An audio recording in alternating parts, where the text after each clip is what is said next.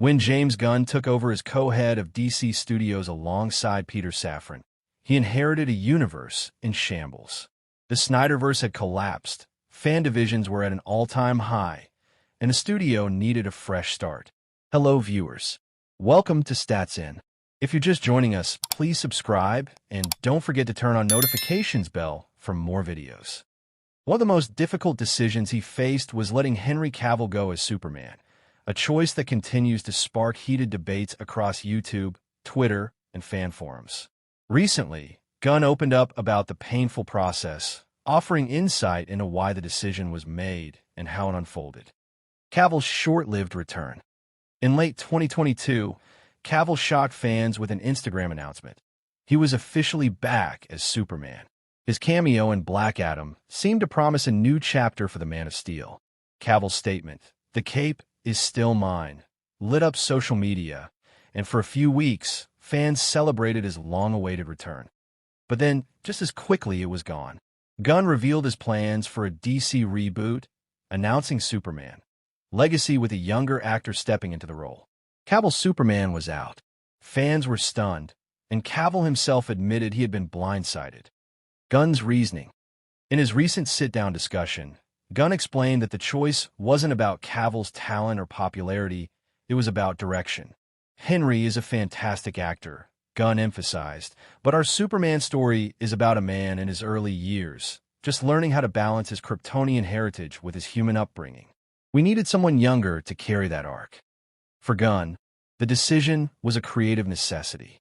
He wanted to start fresh, telling a Superman story that could form the foundation of an entirely new DC universe. Keeping Cavill, who already embodied a seasoned, battle-worn Superman, would have clashed with that vision. How the conversation happened.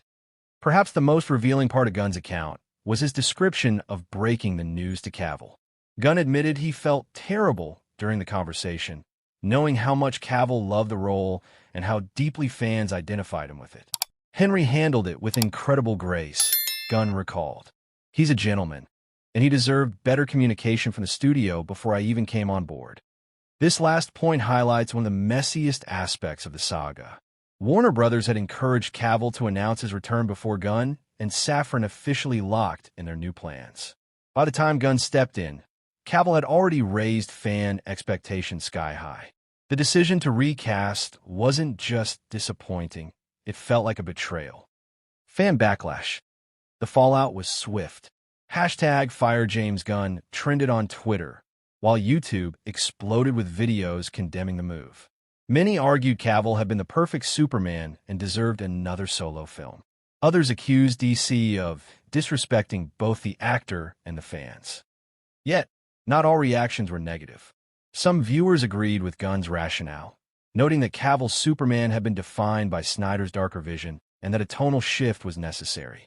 They argued that Gunn's hopeful, optimistic approach could finally bring the Superman character back to his classic roots. The bigger picture.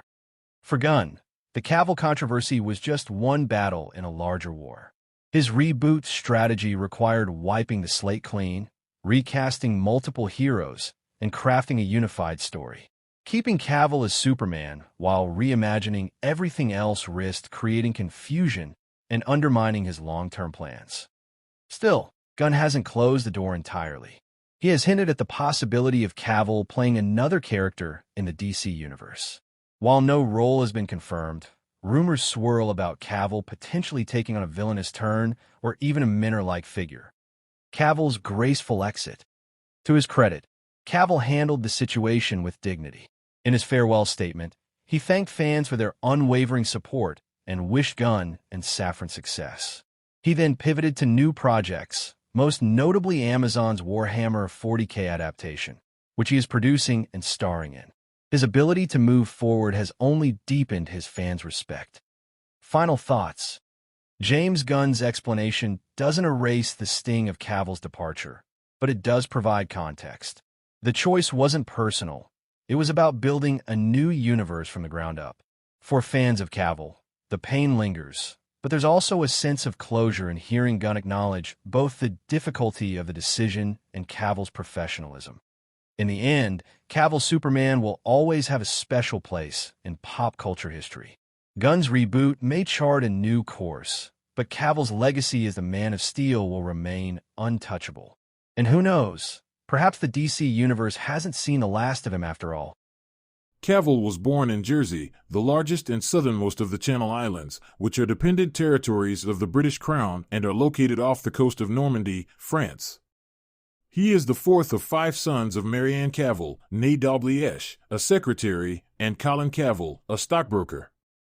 The family lived in St. Helier, where Henry Cavill grew up playing computer games with his brothers. At age 13, he left Jersey to attend the Stowe School, a boarding school in Buckinghamshire, England.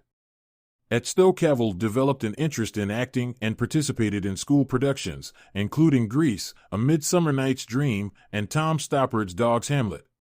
At age 16, he and his classmates had the opportunity to be extras in the movie Proof of Life, 2000, starring Russell Crowe.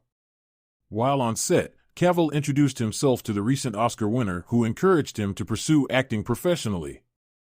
Cavill soon landed a role in Vendetta, 2001, followed by another in Kevin Reynolds' big-screen adaptation of The Count of Monte Cristo, 2002.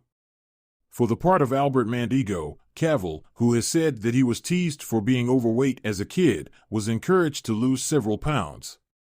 In addition, Cavill had guest roles in a number of British television shows as well as supporting parts in the coming-of-age film I Capture the Castle, 2003, and an adaptation of the Celtic romance Tristan plus Isolde, 2006.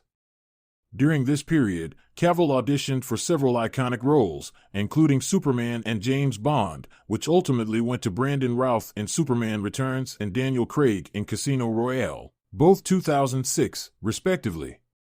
Those setbacks led him to consider following in the footsteps of 2 of his elder brothers and joining the armed forces. In 2007, however, Cavill garnered his first leading role in The Tudors, a cable series following the exploits of Henry VIII, played by Irish actor Jonathan Rhys-Meyers. Cavill portrayed Charles Brandon, a loyal courtier to the king. The series helped make Cavill a familiar face, and during its 4 seasons, 2007 to 10, he also appeared in such films as the adventure fantasy Stardust, 2007, and the Woody Allen comedy Whatever Works, 2009. After The Tudors, Cavill proved his skill as an action star, playing Greek hero Theseus in Immortals, 2011, and the son of a CIA agent, played by Bruce Willis, in The Cold Light of Day, 2012. In 2011, Cavill announced that he had been cast as Clark Kent/Superman in Man of Steel, 2013. He later admitted that he had missed the call from director Zack Snyder offering